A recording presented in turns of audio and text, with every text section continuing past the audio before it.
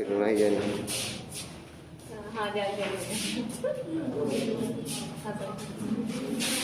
फिर से KCC coaching classes के इस नए वीडियो में आप सभी विद्यार्थियों का हार्दिक स्वागत है। आइए मन से पढ़ते हैं और आगे बढ़ते हैं। सब पढ़े और सब बढ़े। अब हम लोग नाइट्रोजन परिवार के तत्व पढ़ रहे हैं ना। काफी दिनों से नाइट्रोजन परिवार के तत्व का अध्ययन किया जा रहा है, सही है ना। एक एक तत्व को नाइट्रोजन परिवार के तत्वों से खंगाला जा रहा है पूरा अच्छी तरीके से, सही है ना। निस्यंदन किया जा रहा है, छाना जा रहा है पूरा। इसमें हम लोगों ने नाइट्रोजन, अभी तक नाइट्रोजन के अणु का अध्ययन किया था, सही है ना। नाइट्रोजन का हमने पूरा अध्ययन किया। नाइट्रोजन का हिस्ट्री क्या था, सही है ना। उसके बनाने की विधियां क्या थी, प्रयोगशाला विधि क्या था, अन्य विधियों से कैसे बनाएंगे, औद्योगिक विधि क्या थी, रासायनिक गुण, और हमने लास्ट में उपयोग पढ़ा। समझ गया ना। अच्छा, आज हमको नाइट्रोजन परिवार के तत्वों में आगे पढ़ना है नाइट्रोजन के यौगिक। उस नाइट्रोजन के यौगिक में हमको अमोनिया पढ़ना है। क्या पढ़ना है? अमोनिया पढ़ना है। तो नाइट्रोजन के यौगिक, नाइट्रोजन के यौगिक, नाइट्रोजन के यौगिक में हमको क्या पढ़ना है? अमोनिया। क्या पढ़ना है? अमोनिया। अच्छा, अमोनिया का फार्मूला हम लोग जान चुके हैं। क्या है? NH3 है। ठीक है भैया, समझिएगा, ठीक है। अब अमोनिया, जब नाइट्रोजन की खोज 1772 में किया गया, कब किया गया? 1772 में किया गया। कि क्या अमोनिया 1772 से पहले खोज किया जाएगा? नहीं, सही है ना। पहले अणु की खोज करेंगे तब यौगिक तक जाएंगे। तो एक और बात समझिएगा कि वो साधारण सी बातें हैं। अमोनिया नाइट्रोजन का एक ट्राईहाइड्राइड है। अमोनिया नाइट्रोजन का क्या है? ट्राईहाइड्राइड है। 3 हाइड्रोजन है, मोनो, डाई और ट्राई। ट्राईहाइड्राइड है और यह नाइट्रोजन का एक महत्वपूर्ण हाइड्राइड है। नाइट्रोजन का एक महत्वपूर्ण हाइड्राइड है। अच्छा, इसकी खोज की बात करें, किसकी बात? इसकी खोज की बात करें तो हम लोग ये जान चुके हैं कि नाइट्रोजन की खोज 1772 में हुआ था। जब नाइट्रोजन की, अगर हम आपसे ये कहें कि जब नाइट्रोजन खोजा गया, ठीक उसके 2 साल बाद, ठीक उसके 2 साल बाद अमोनिया खोजी गई। इसका मतलब 1772 में वो हो गया, तो प्लस हो करेंगे 1774 में। बात समझ गए भैया। तो अमोनिया की खोज, अमोनिया की खोज कब किया गया? सन 1774 में हो गया भैया। तब किया गया सन 1774 में। इसकी खोज किया था जोसेफ प्रिस्टिले ने। किसने किया था? जोसेफ प्रिस्टिले ने किया था। हो गया, जोसेफ प्रिस्टिले ने किया था। कब? 1774 में। हो गया भैया। अब समझिएगा, 1774 में जोसेफ प्रिस्टिले एक एक्सपेरिमेंट कर रहे थे। क्या कर रहे थे? एक एक्सपेरिमेंट कर रहे थे। बात समझ गया ना भैया। इधर देखिए सभी लोग, ये क्या कर रहे थे? एक एक्सपेरिमेंट कर रहे थे। एक्सपेरिमेंट में क्या किया उन्होंने? उन्होंने नौसादर लिया। क्या लिया? नौसादर। ये क्या है? Ammonium chloride. और क्या है? Ammonium chloride. समझिएगा, अमोनियम क्लोराइड लिया। इस अमोनियम क्लोराइड की अपक्रिया इन्होंने कैल्शियम ऑक्साइड से किया। किससे किया? Calcium oxide. समझ गया ना। कैल्शियम ऑक्साइड से किया। अब कैल्शियम ऑक्साइड में एक जल का मिश्रण मिलाए थे, यानी बुझा हुआ चूना करेंगे। क्या करेंगे? बुझा हुआ चूना। अब इसकी मदद से इन्होंने क्या किया?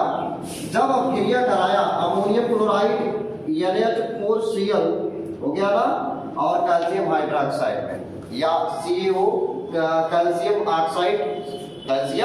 ऑक्साइड का जल के मिश्रण के साथ कराया, उनको एक गैस निकली, समझ गया ना, क्या निकली? एक गैस निकली। जो गैस थी अमोनिया, वो गैस क्या थी? अमोनिया थी। क्योंकि अमोनिया क्या थी, क्या होता है? क्षारीय प्रकृति का गैस है। किस प्रकृति का गैस है? क्षारीय प्रकृति का गैस है। अभी तक अमोनिया नहीं कहा गया है इसको, अभी तक अमोनिया नहीं कहा गया है। अब इसकी प्रकृति क्या है? क्षारीय। जो गैस निकल रहा है, क्या निकल रहा है? क्षारीय गैस निकल रहा है। इस क्षारीयता के कारण, इस क्षारीयता के कारण ही इसको जोसेफ प्रिस्टली ने क्षारीय वायु का नाम क्या रखा? क्या नाम दिया भैया? समझ आ गया? क्या नाम दिया? क्षारीय वायु दिया। बात समझ गया? समझिएगा, क्या नाम दिया? क्षारीय वायु। अगर अब आपसे हम पूछे कि अमोनिया का पुराना नाम क्या था, तो आप क्या कहेंगे? क्षारीय वायु। बात समझ आ गया ना? क्या नाम था? क्षारीय वायु। अगर नाइट्रोजन का पुराना नाम पूछे तो क्या बताएंगे आप? अजोड था, जिसको हम लोग पिछले वीडियो में पढ़ा था। बहुत अच्छा जवाब आपका रहा, सेटिस्फेक्शन पूरा जवाब मिला हमको। तो यहाँ पर अमोनिया का पुराना नाम क्या रखा गया? क्षारीय वायु रखा गया है। ओके भैया, अब सोचिए खोज आगे बढ़ा। अभी हम लोग इसको अमोनिया के रूप में जान रहे हैं। बात समझ गया ना? इस खोज को और आगे बढ़ाया गया क्षारीय वायु से। जब पलासी का युद्ध हो रहा था, हे भाई सुनिएगा, कब? 57 में कि 1785 क्या हुआ था? 57 में हुआ था। तो उसी इस युद्ध के समझ लीजिएगा 1785 में इससे जुड़ना चाह रहे हैं। 1785 भी एक कैसा सन है, कोई हिस्टोरिकल सन है भाई, समझ रहिएगा। 1785 इसमें गुलाम का नियम भी आया था। 1785 में याद करो, पलासी छोड़ दिए 1757 को। ये क्या 1785 में गुलाम का नियम भी आया था। 1785 में इधर भी एक खोज होने वाला। बात समझ गया ना? 1785 में 74 के बाद कितना? 1785 में, यानी अगर हम लोग ईयर डिफरेंस देखेंगे कितना साल जाएगा भैया? 11 साल तक। बात समझ गया ना? 11 साल बाद 1774 के 11 सालों बाद 1785 में, कब? 1785 में एक बर्थोले नाम के वैज्ञानिक थे। क्या नाम था? बर्थोले। नाम बर्थोले। क्या नाम था? बर्थोले। याद रखिएगा। एक भाई नाम थोड़ा सा मान लीजिए, इनका नाम सुन करके बड़ा ही मतलब आनंद हो जाते हैं बच्चे। बर्थोले नाम था। क्या नाम था? बर्थोले। तो बर्थोले ने क्या किया? अच्छा ये नाम लेते जैसे यार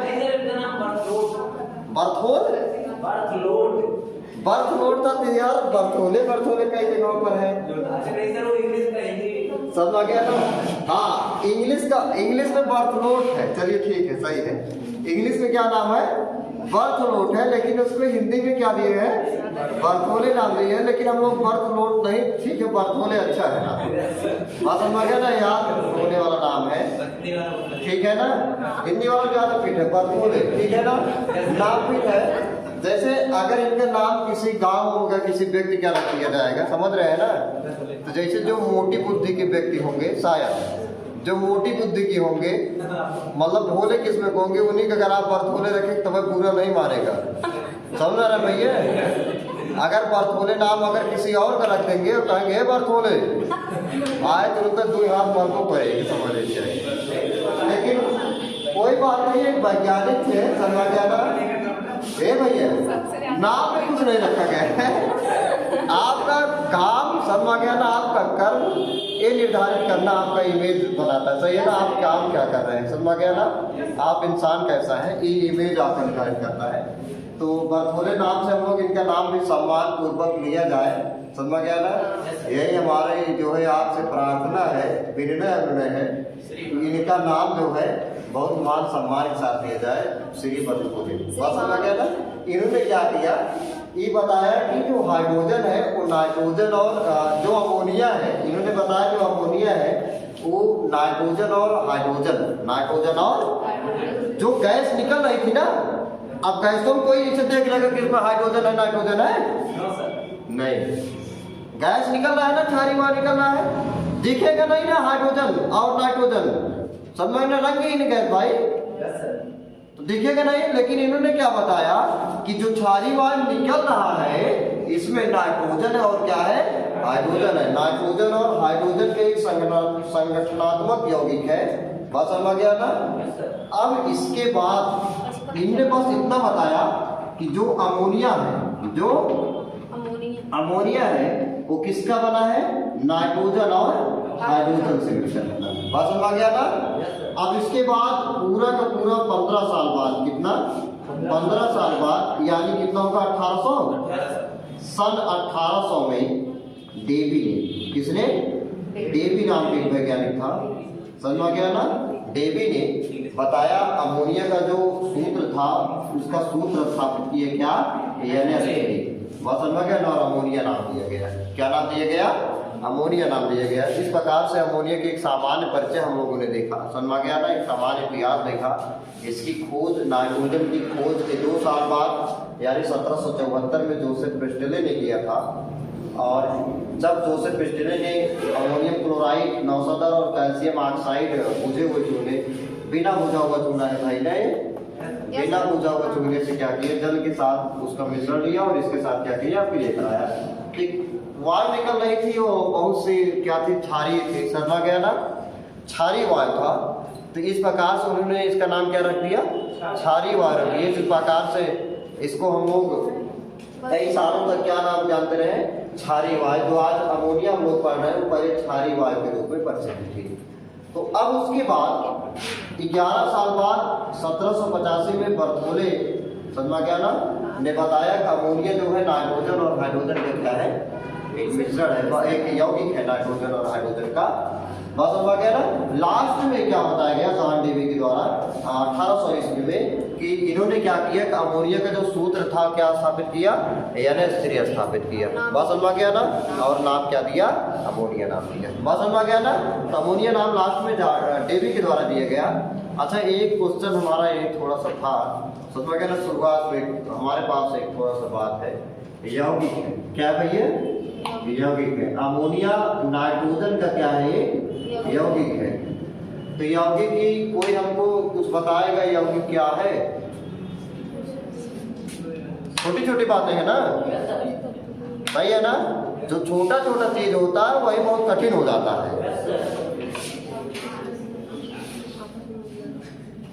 अनु, छोटा चीज जो होता है बहुत कठिन होता है। इसका जवाब हम लेंगे अनूप से। सभी बच्चे शांत रहे, कृपया अनूप की बारी को सुना जाए। देखते हैं अनूप क्या बताते हैं। चलिए बताइए अनूप। थोड़े बताओ। हाँ, 2 या 2 से अधिक, 2 या 2 से अधिक ठीक। चलिए, जितना बताया है जो समझ आ गया ना इस वीडियो में, जितना अनूप ने हमारी सहायता की है, उनके मुख से जितना भी वाणी निकला है समझ लो स्वर्ण अक्षर है। हाँ सर, सर ना, कोई दिक्कत नहीं है, बहुत कुछ बता दिए हैं। जितना हम एक्सपेक्ट किए थे उससे ज़्यादा कहीं बताया अनूप ने। ठीक है अनूप, आप मेहनत कर रहे हैं और ऐसे आप मेहनत करते रहिए और आगे बढ़ते रहिए। हम आपको आगे बढ़ाने का पूरा प्रयास करेंगे, भरसक प्रयास करेंगे। हम आपके हमेशा साथ में हैं, आप पढ़ते रहिए। अच्छा, इसके अलावा आप कोई बताएगा भाई, यौगिक क्या कुछ विशेषताएं बताएगा हमको,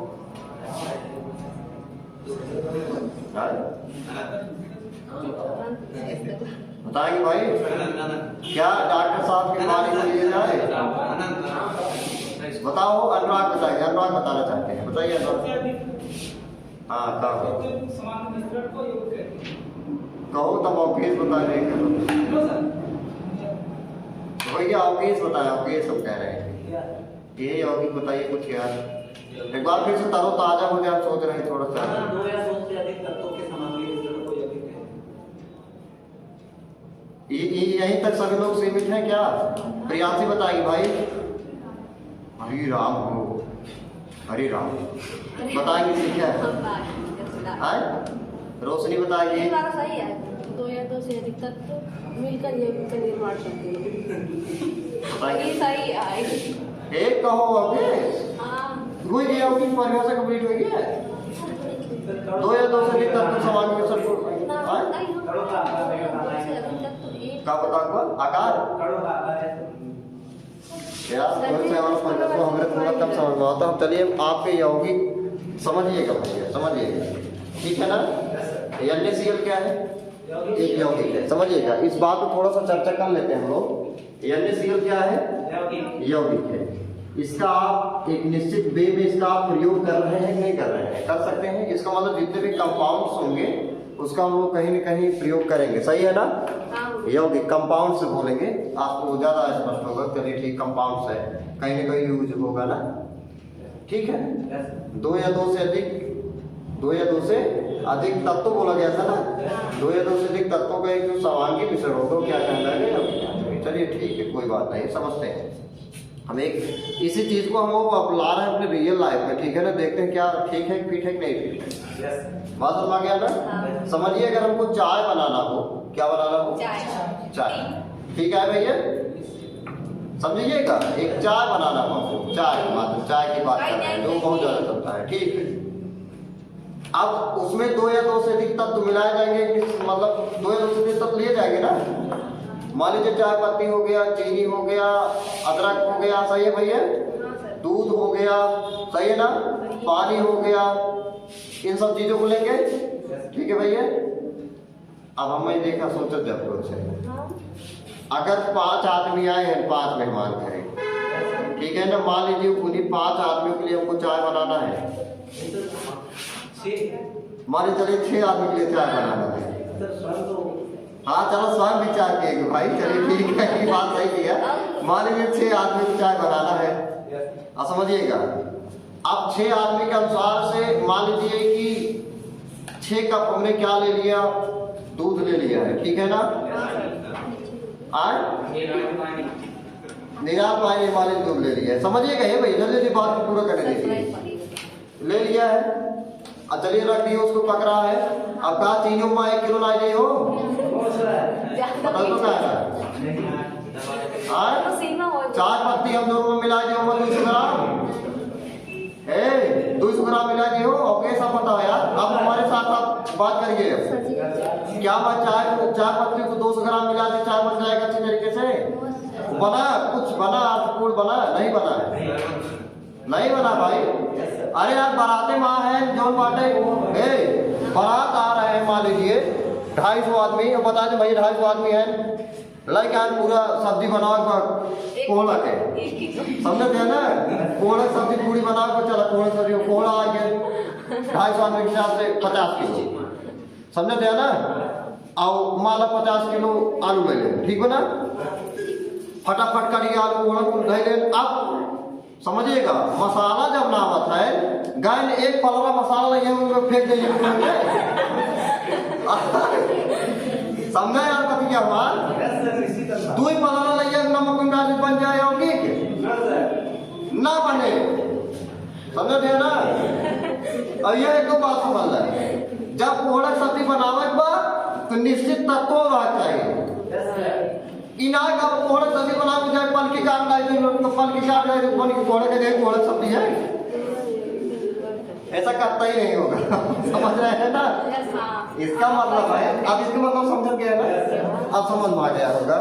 इसका मतलब है जब 2 या 2 से अधिक निश्चित तत्व, जब 2 या 2 से अधिक निश्चित तत्व एक निश्चित अनुपात में सहयोग करते हैं, समझ में गया ना, उसे क्या कहते हैं? यौगिक कहते हैं। और सबसे बड़ा बात क्या है कि यौगिकों के जो गुण होते हैं अवयवी तत्वों के गुणों से सदैव भिन्न होते हैं। यौगिक के जो गुण होते हैं अवयवी तत्वों के गुणों से क्या होते हैं? भिन्न होते हैं। कभी चाय पीजिए, भैया सुना, कभी चाय पीजिए उसका स्वाद देखिए, और कभी चाय पत्ती खा लीजिए उसका स्वाद देखिए। बात समझ में गया ना। अगर चाय पत्ती और चाय का स्वाद, चाय पत्ती और चाय का स्वाद अगर एक समान होता, यानी उसके तत्व और उसके यौगिक का गुण एक समान होता, तो मेहमान जब आते तो चाय बनाना ही पड़ता, चाय पत्ती जाते लेते। समझते हैं ना। बाद में चाय पत्ती इलाज हो जाएगा, खा जा रहा समझ ना। कबो कोहड़ा सब्जी खा, कबो कच्चा कोहड़ा खा देखेंगे, ठीक है ना। उसके गुण क्या होंगे? ओके भैया, समझ में आ रहा है ना। तो इस प्रकार से हमने यौगिक को एक बार फिर से रिमाइंड किया है, समझ गया ना, पिछले कक्षा होगा था। इस प्रकार से छोटी छोटी चीज को भी आपको जानना होगा, समझ गया ना। वैसे आगे नहीं बढ़ना है, हालांकि जहां आप नहीं पूछेंगे वहां हम खुद आपसे पूछ लेंगे, बात समझ गया ना। और उस समस्या का निवारण किया जाएगा। अगर आपको वीडियो पसंद आया हो तो एक बार फिर से इस योगी के साथ, समझ गया ना, तो क्या करेंगे आप वीडियो को लाइक करेंगे, कमेंट करेंगे और सब्सक्राइब भी करेंगे और अपने दोस्तों के पास, मित्रों के पास इसको शेयर करेंगे। मिलते हैं अगले नए वीडियो में नई ऊर्जा के साथ, नई उम्र के साथ।